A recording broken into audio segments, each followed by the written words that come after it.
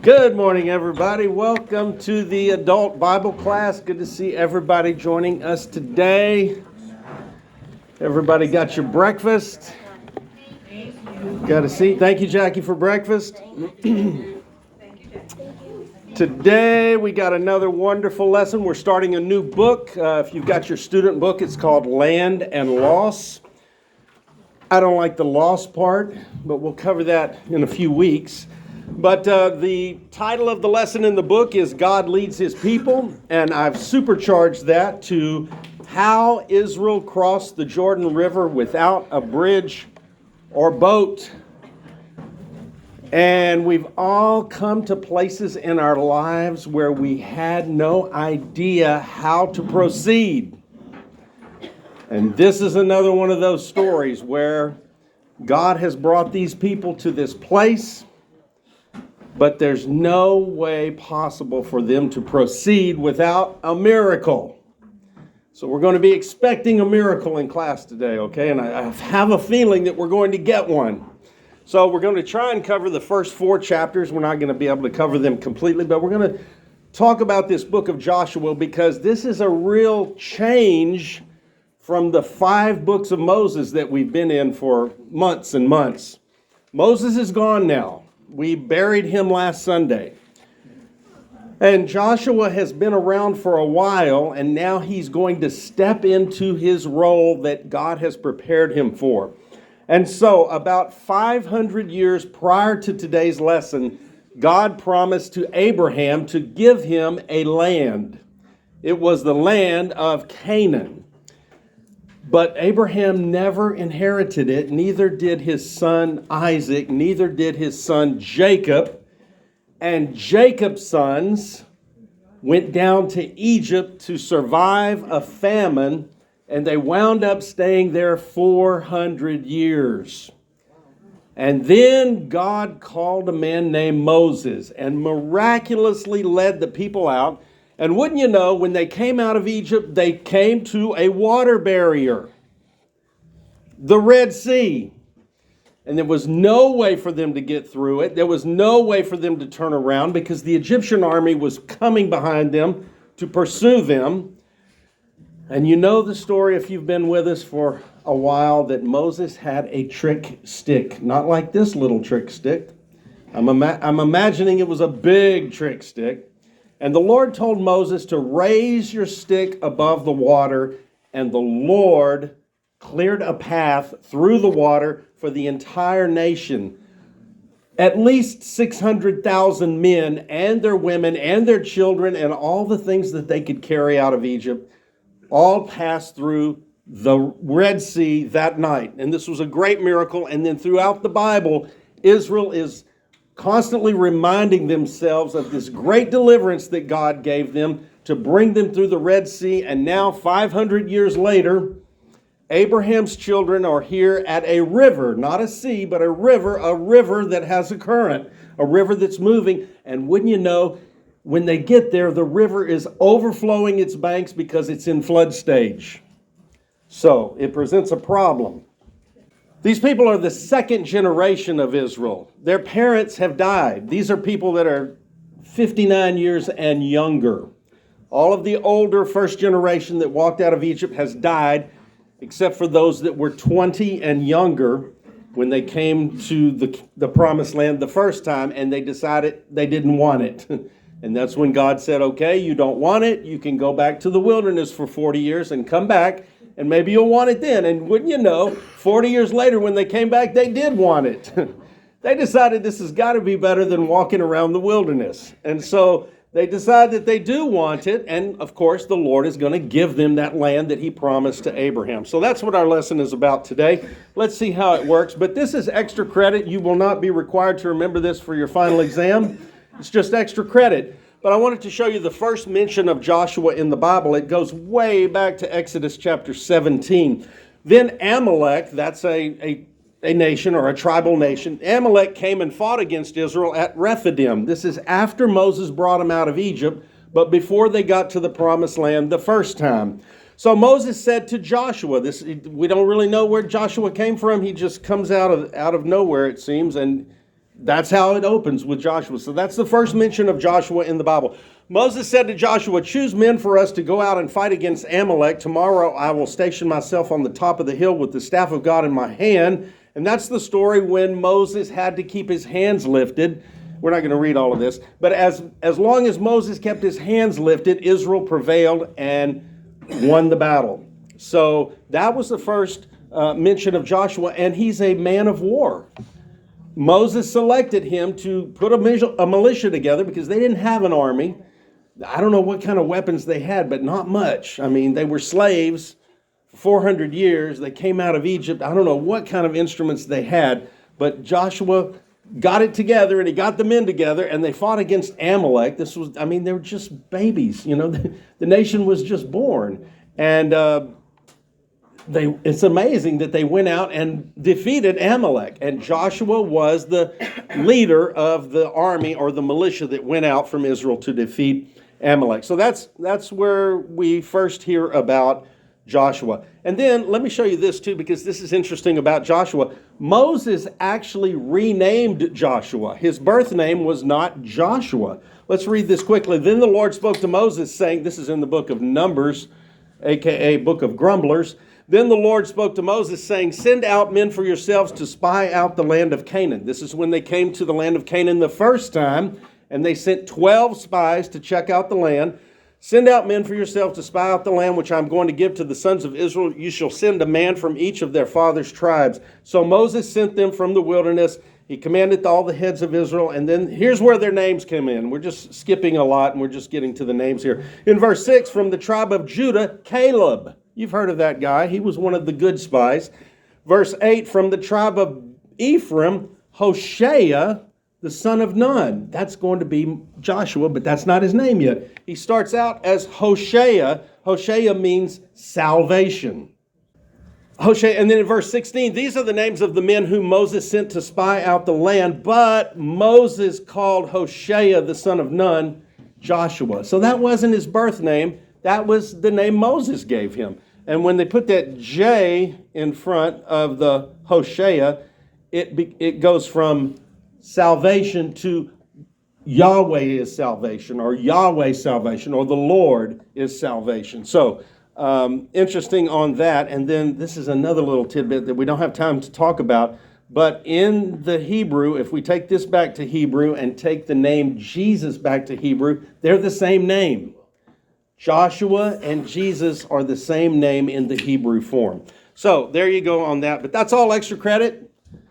You can forget all that. It will not be on your final exam. So here we go. Let's introduce Joshua. He's first mentioned as leading the battle against Amalek. That's right after Israel crossed the Red Sea. They were just babies.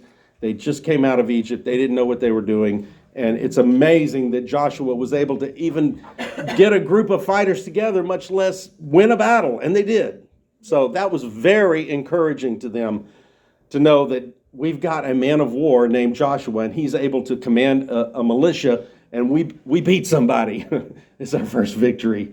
Okay, so that was Joshua. Joshua, Moses' servant, is mentioned as accompanying Moses in his fifth ascent up Mount Sinai to get the Ten Commandments. If you saw our series titled Moses, you know that when they came to Mount Sinai, they camped there about a year, and during that time, Moses made 7 ascents up Mount Sinai. It was during his fifth ascent that he took Joshua, and they got the Ten Commandments in writing from the Lord.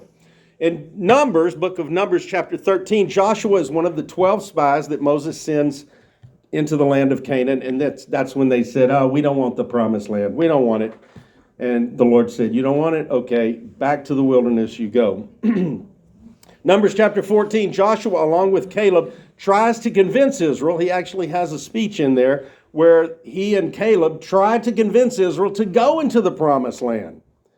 Because it doesn't matter how strong the people are, we're going with the Lord. The Lord is going to give us the land. He's been promising this for 500 years. He started with Abraham, and he's promised it. And now the Lord has brought us out of Egypt with all these mighty miracles. And the Lord has brought us here. And they said, nah, we don't want it. And the Lord said, okay, you don't have to have it. See you in 40 years. The first 12 chapters of the book of Joshua cover the conquest of the promised land because they're actually going to have to go and fight their way in. But the Lord said, I'm going to give you the land. And the reason that they're fighting is because of course, the people don't want to give up the land. But the Lord is using Israel to get these idolaters out of the land. The land is filled with idolaters, people that do child sacrifices, people that have perverse sexuality with their worship of idols. And the Lord said, I'm tired of that. I want to clean this place up. And he sends Israel to do it. Okay? So that's what the book of Joshua is covering. All right, so we're going to start with chapter 1, verse 1. And Jackie's ready to read. And in these first two slides, look at the parallel purple, how the Lord encourages Joshua. Okay? Now it came about after the death of Moses, the servant of the Lord, that the Lord spoke to Joshua the son of Nun, Moses' servant, saying, Moses my servant is dead. So now arise, cross this Jordan, you and all this people, to the land which I am giving to them, to the sons of Israel. Every place on which the sole of your foot steps, I have given it to you, just as I spoke to Moses. All right. I told you to watch out for the parallel purple, and there's going to be 6 statements. This is the first one, but look at this. I mean, every place you put your foot, you're going to get it. I would be going and stomping around a lot, wouldn't you? Wouldn't you? But that's what the Lord said. Let's keep going, Jackie. From the wilderness and this Lebanon, even as far as the great river, the river Euphrates, all the land of the Hittites, and as far as the great sea towards the setting of the sun, will be your territory. No one will be able to oppose you all the days of your life. Just as I have been with Moses, I will be with you. I will not desert you nor abandon you. Okay, look, we're going to read the whole thing and then we'll go back and talk about it. Be strong and courageous, for you shall give this people possession of the land which I swore to their fathers to give them. Only be strong and very courageous. Be careful to do according to all the law which Moses, my servant, commanded you. Do not turn from it to the right or to the left, so that you may achieve success wherever you go. This book of the law shall not depart from your mouth, but you shall meditate on it day and night, so that you may be careful to do according to all that is written in it. For then you will make your way prosperous, and then you will achieve success. Okay, he's given them the formula for success right here.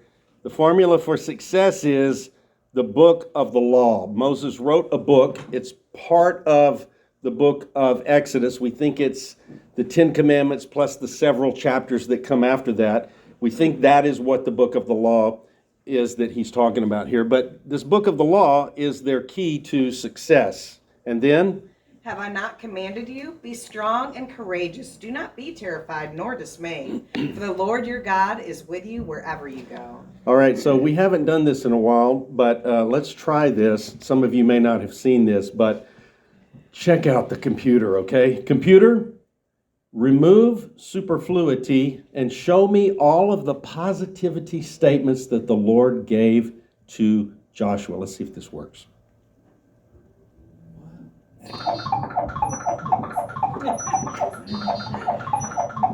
Oh, there we go.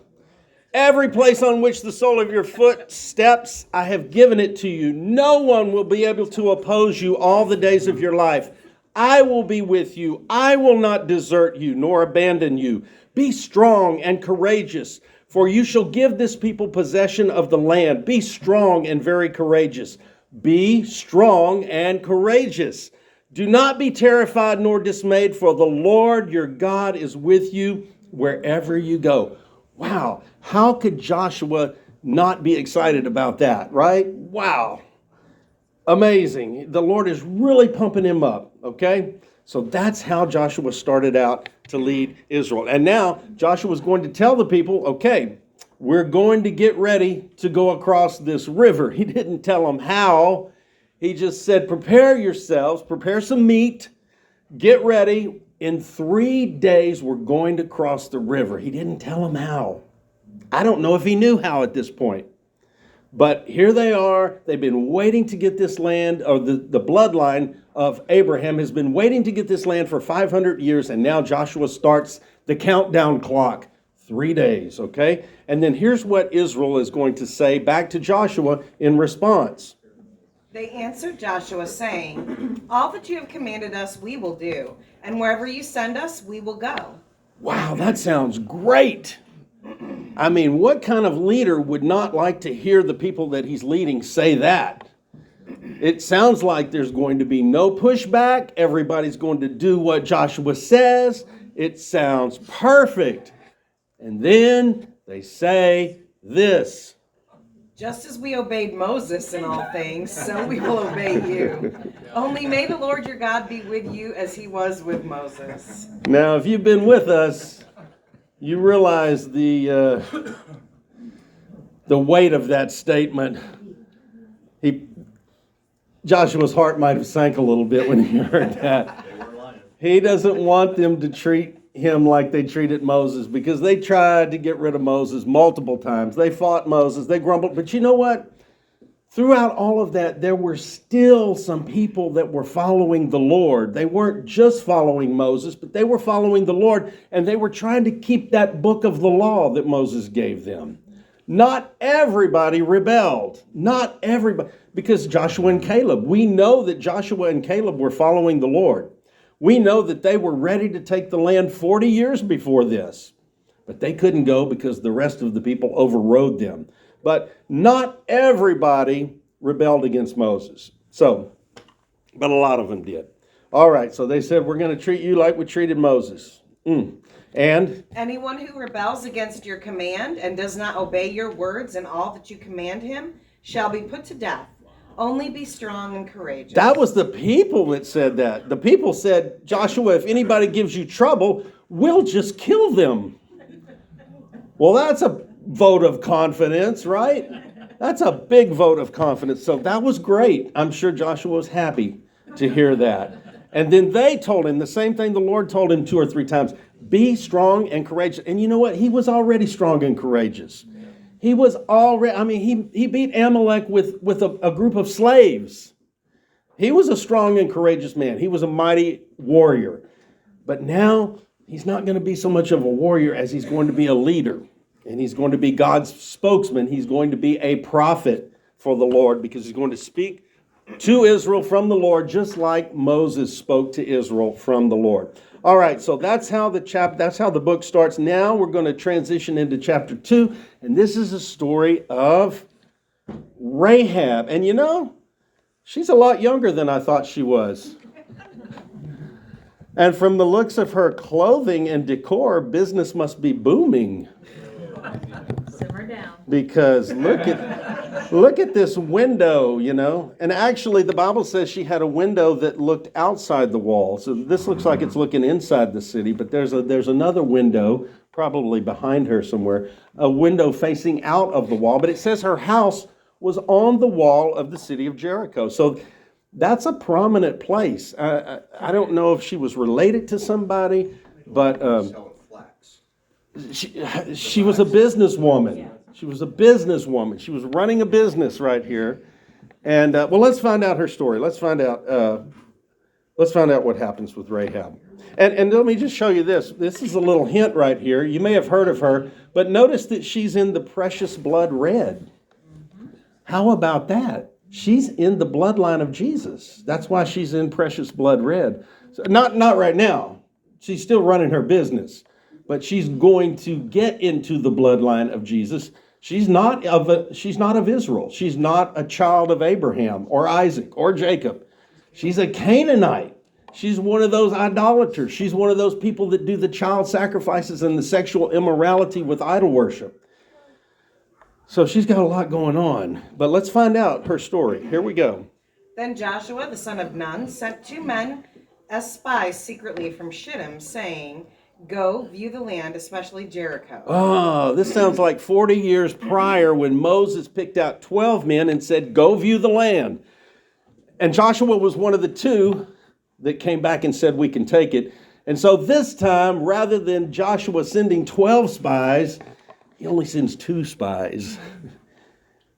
Because the 12 spy thing worked out terribly. 10 of the 12 said, "No, we don't want the promised land." So Joshua, he says, 2's enough. If we can get 2 good spies, that's all we need. So he sends 2 guys. He says, "Go check out this city called Jericho." So what happened? So they went and entered the house of a prostitute, What? whose name was Rahab, What? and rested there. But it was told to the king of Jericho, saying, Behold, men from the sons of Israel have come here tonight to spy out the land. Could this be of God? They went to a prostitute. Uh-oh. And the door was shut. Somebody help them out. Oh, okay. All right. What is this? Why did they go to a prostitute's house? Because it was open. She was easy to get to know, if you know what I mean, right? She wasn't going to judge them. She wasn't going to tell them no. She wasn't going to blow their cover. She had a little covert business going on here on the wall of Jericho. So she was safe. She was safe. She wasn't going to tell secrets, okay? She was used to keeping people's secrets. And so somehow they found her. She was probably out and about, or maybe she waved at them from the window. Two guys she'd never seen before. But that's okay. The Lord is going to use this. And don't forget, she's going to get into the bloodline of Jesus. So it's going to work out, okay? So, and the king of Jericho hears already that there's two guys there. So they're going to start looking for him. And the king of Jericho sent word to Rahab, saying, Bring out the men who have come to you, who have entered your house, for they have come to spy out all the land. Interesting, the king did not send guards. Apparently he knows Rahab. He's got enough trust in her that he can just send her a message and she'll do what he says. So maybe there's a relationship there. I'm not sure, but I mean, he just sent her a message and he expected her to comply. All right, so. But the woman had taken the two men and hidden them. And she said, Yes, the men came to me, but I did not know where they were from. It came about, when it was time to shut the gate at dark, that the men went out. I do not know where the men went. Pursue them quickly, for you will overtake them. She lied. A prostitute that lies. This is getting bad. Is this Sunday morning? Whoops. She lied. Okay, what else, Jackie? But she had brought them up to the roof and hidden them in the stalks of flax, which she had laid in order on the roof. They were hiding on the roof. So the men pursued them on the road to Jordan, to the crossing places, and as soon as those who were pursuing them had gone out, they shut the gate. So she hid them. Now what's she going to do with them? Now, before the spies lay down, she came up to them on the roof and said to the men, I know that the Lord has given you the land, and that the terror of you has fallen on us, and that all the inhabitants of the land have despaired because of you. Wow. Check this out. She knows the name Yahweh. She knows the Lord's name. She says it right here. She gives it to him. She says, I know your God Yahweh. And we are afraid of you people. Let's get a little more. For we have heard how the Lord dried up the water of the Red Sea. That was something that terrified everybody that heard about it. Everybody that heard about the Red Sea crossing was scared to death. They knew that this God, Yahweh, was powerful. And he was with these people, and he was making things happen for them. So they've heard about it. Before you, when you came out of Egypt, and what you did to the two kings of the Amorites, who were beyond the Jordan, to Sihon and Og, whom you utterly destroyed. We didn't cover that story, but there were after Joshua defeated the Amalekites, they also had a battle with Sihon, which was another powerful king, and Og, another powerful king, a giant man, and they defeated them too, and they utterly destroyed, which means they destroyed everything in the city. They wiped their cities out. So they're afraid in Jericho. They've heard about Israel. They've heard about Yahweh, their God, and they're afraid of them. And Rahab tells the spies. So now the spies know the whole city of Jericho is afraid of us. Okay? When we heard these reports, our hearts melted, and no courage remained in anyone any longer because of you. For the Lord your God, he is God in heaven above and on earth below. What? She has already decided that Israel's God is the God of heaven and earth. Wow. How did she come to believe that? How did that come about? How does anybody come to believe in the Lord? He calls us. He calls us. The Bible says we did not choose him. He chose us. Every one of you here today have been chosen by the Lord. You may not feel like it. Your life might not seem like it, but it's true. You wouldn't be here if you weren't chosen, because this is a special group.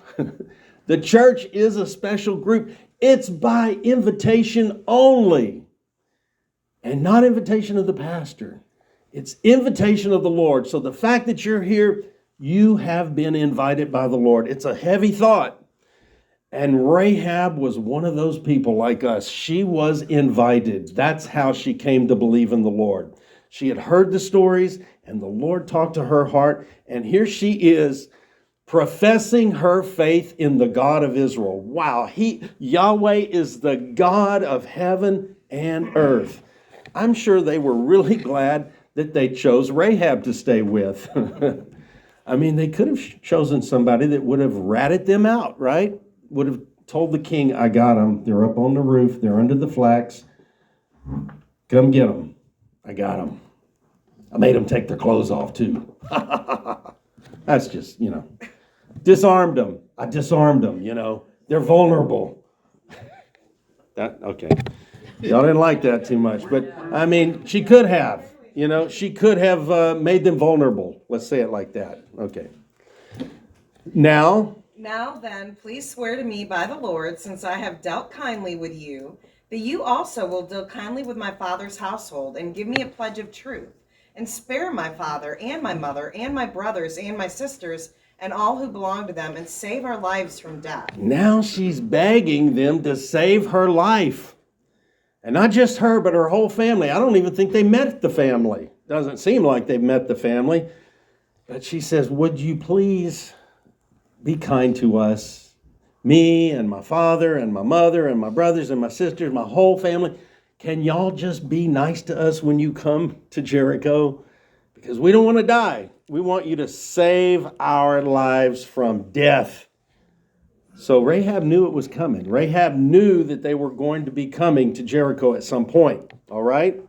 So the men said to her, our life for yours, if you do not tell this business of ours. And it shall come about when the Lord gives us a land that we will deal kindly and faithfully with you. All right, so that kind of does tell us why they picked Rahab. They figured if anybody's going to keep a secret, it would be Rahab. So please do not tell our business to anyone. And if you don't tell, we will save you. We're going to spare you. And we're not going to read the rest of the story here because we've got to move on. But they said, I want you to leave a red cord out your window. And when we see that red cord hanging out the window, all of Israel is going to know to leave that one alone. So if you get your family up there where you are, everybody's got to be in your house.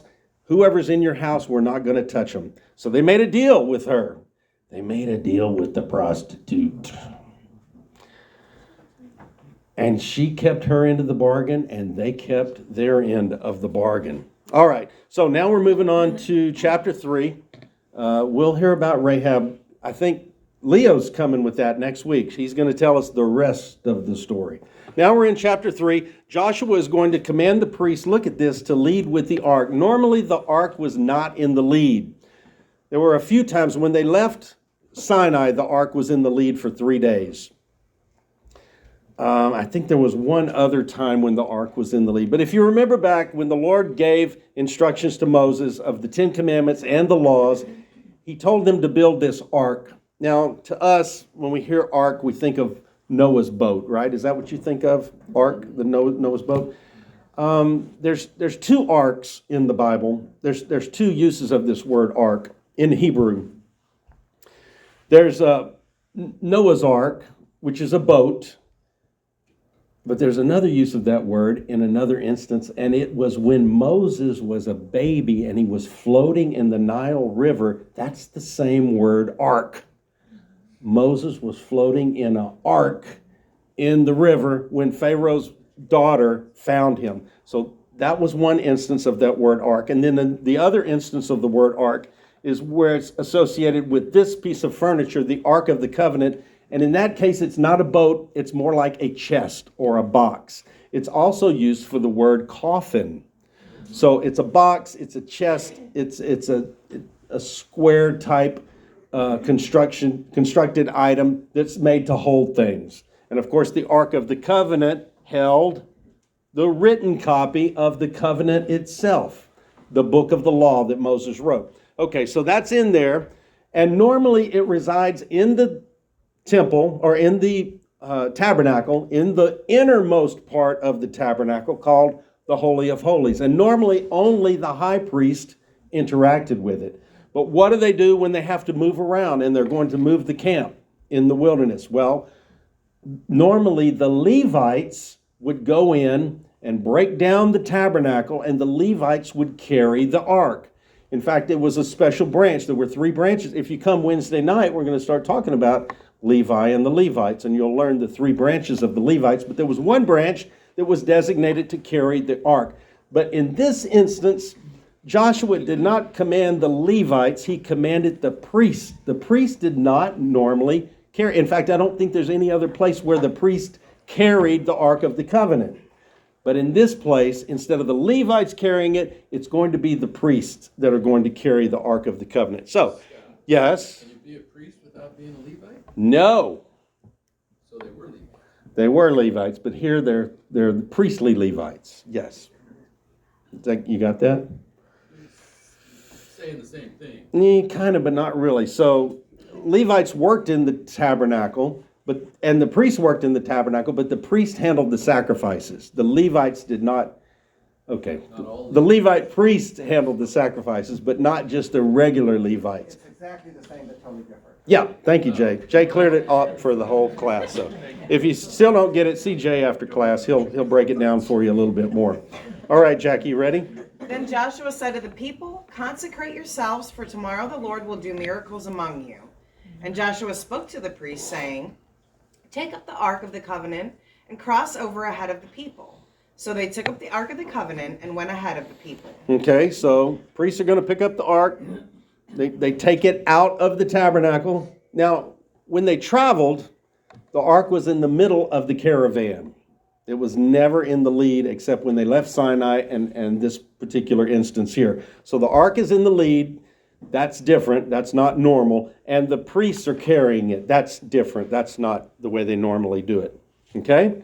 So Joshua says, take the ark and... Now the Lord said to Joshua, "This day I will begin to exalt you in the sight of all Israel, so that they will know that just as I have been with Moses, I will be with you. So you shall command the priests who are carrying the Ark of the Covenant, saying, when you come to the edge of the waters of the Jordan, you shall stand still in the Jordan." Then Joshua said to the sons of Israel, "Come here and hear the words of the Lord your God." All right, so the Lord has already told Joshua what to do. He said, tell the priest to take the ark into the river.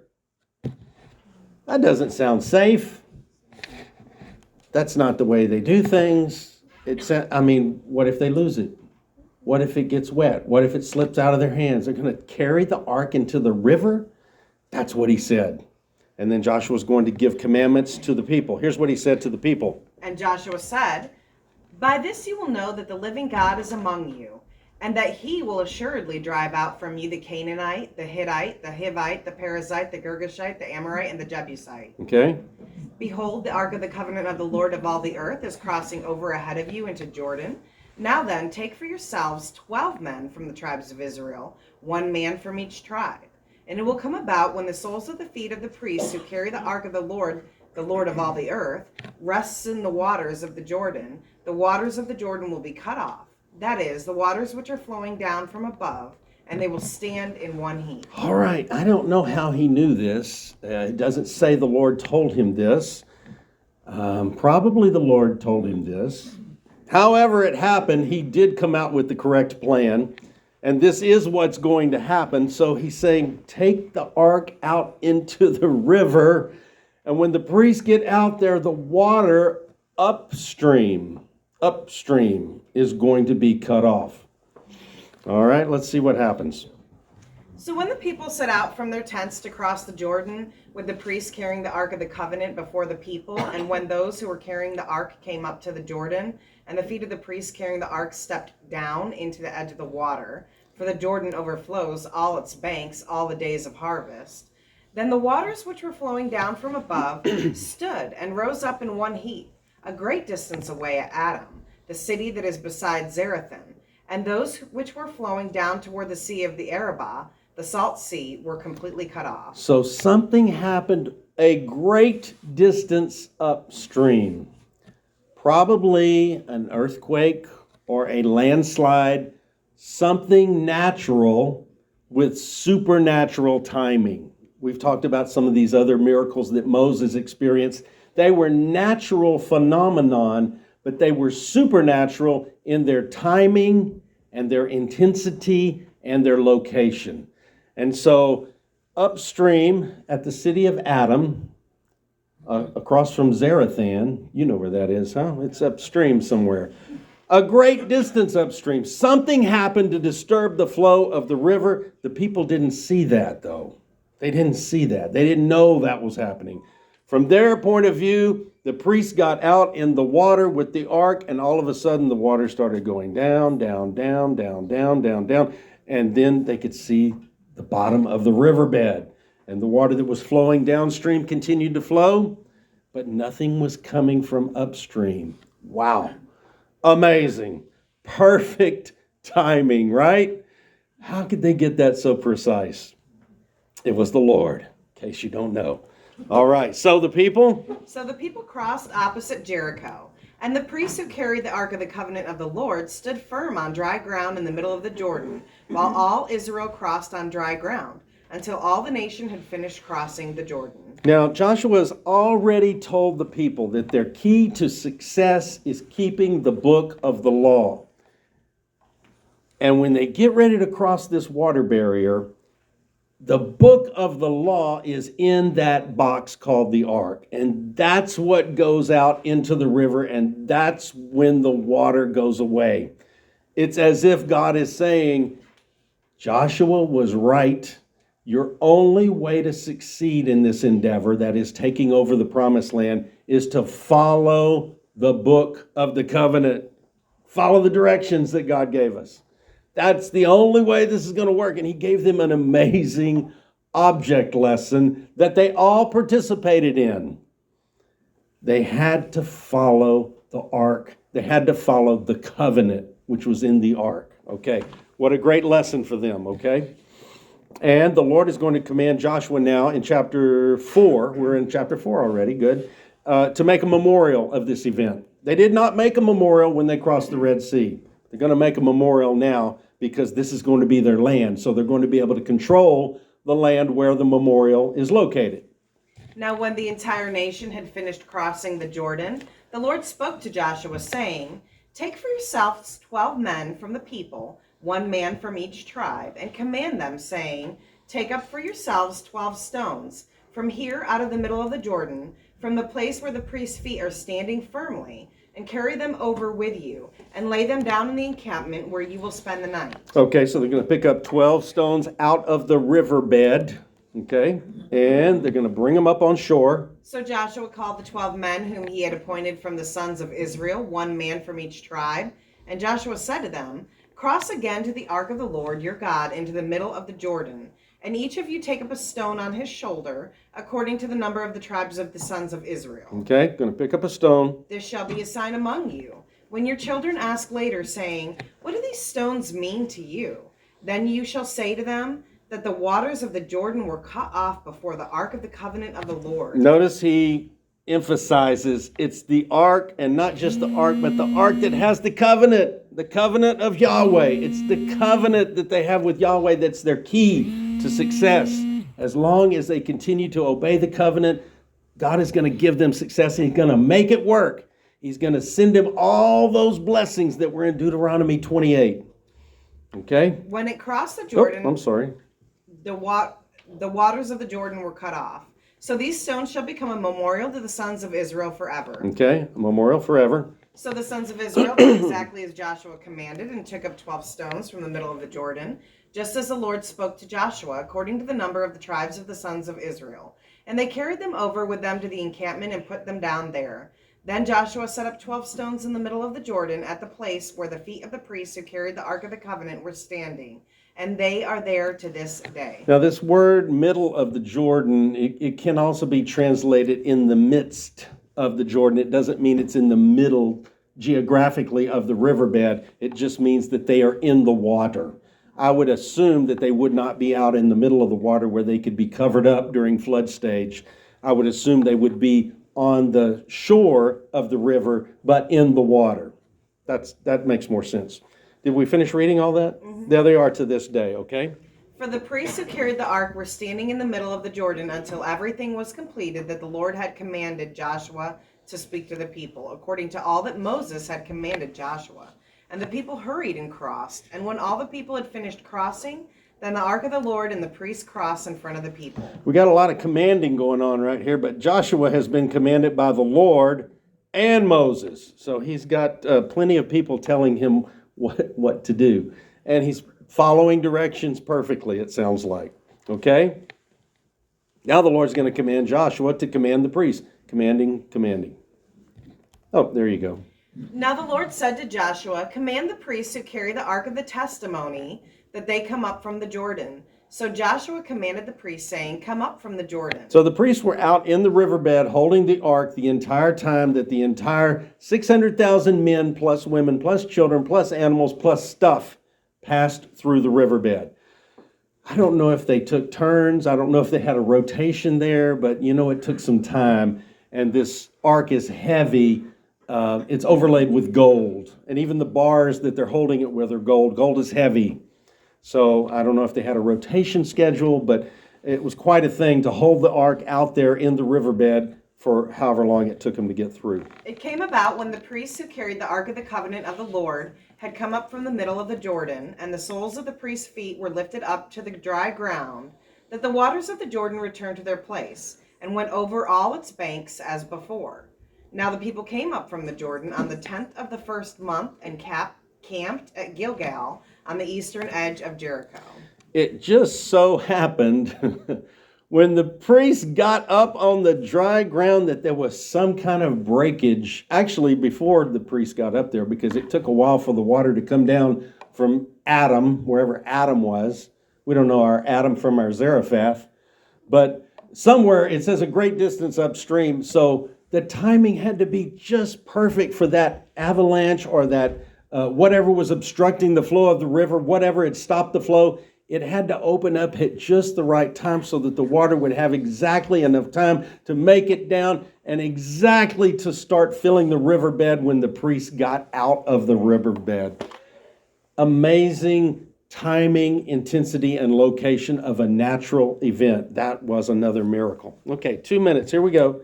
Joshua sets up the memorial. As for those 12 stones which they had taken from the Jordan, Joshua set them up at Gilgal, and he said to the sons of Israel, when your children ask their fathers in time to come, saying, what are these stones? Then you shall inform your children, saying, Israel crossed this Jordan on dry ground. Okay, this is very important because they've already seen how that through generations, they tend to lose their intensity.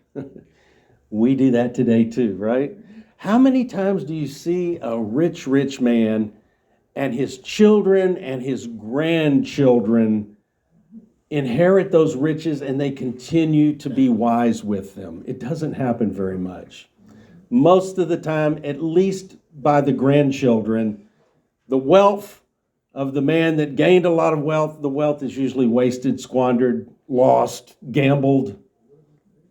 Why is that? Because when the generations turn over, there's a tendency to lose intensity. And so Joshua's warning them, we're going great guns today, but don't forget that we cannot lose our intensity. We cannot lose this fervor that we've got to follow the Lord and obey Him. Our only way to continue to succeed is to follow the covenant of the Lord. And so we're going to make this memorial, and it's not really for the people that set it up. It's for their children, for their sons. We've already seen this before, too, how that Moses said, tell it to your children, tell it to your sons. We've got to perpetuate this faith in the Lord, okay? For the Lord. For the Lord your God dried up the waters of the Jordan before you until you had crossed, just as the Lord your God had done to the Red Sea, So he compared it back to the Red Sea event. which he dried up before us until we had crossed, so that all the peoples of the earth may know that the hand of the Lord is mighty, so that you may fear the Lord your God forever. So there were some in this group that did come through the Red Sea with Moses and did go through the Jordan River with Joshua. Not a lot, but there were some that experienced both water crossings. All right, that's our lesson for today. Don't forget the Bible. It hits you, it gets you, and it fits you. Look at this. The Lord chose Israel, and he remained committed to them, and he brought them to the end that he had promised them. It took a long time. It took hundreds of years from the first promise to Abraham, which produced Isaac, which produced Israel. It took hundreds of years for this plan to work out. Abraham never saw it happen. Isaac never saw it happen. Jacob never saw it happen, but eventually it did happen. And look at this. The Lord chose you. Remember how we started today. You're here by invitation. The Lord chose you, and he remains committed to you, and he will bring you to the end that he has promised you, just like he did for Israel. Throughout all of Israel's failings and their doubts and their rebellions and their disobediences, the Lord remained faithful to them because he was executing his plan to bring not just salvation to one nation, but to bring salvation to the world. It's coming through this red bloodline, coming through Israel, and it's going to go through Rahab before it's over. And don't forget this, throughout all of your failings and your doubts and your rebellions and your disobediences, the Lord remains committed to you. He called you because he wants to take you all the way. He's going to execute his plan to bring salvation to you as long as you don't blow it. As long as you keep your faith and you keep obeying him. God bless you for joining us today. Thank you so much.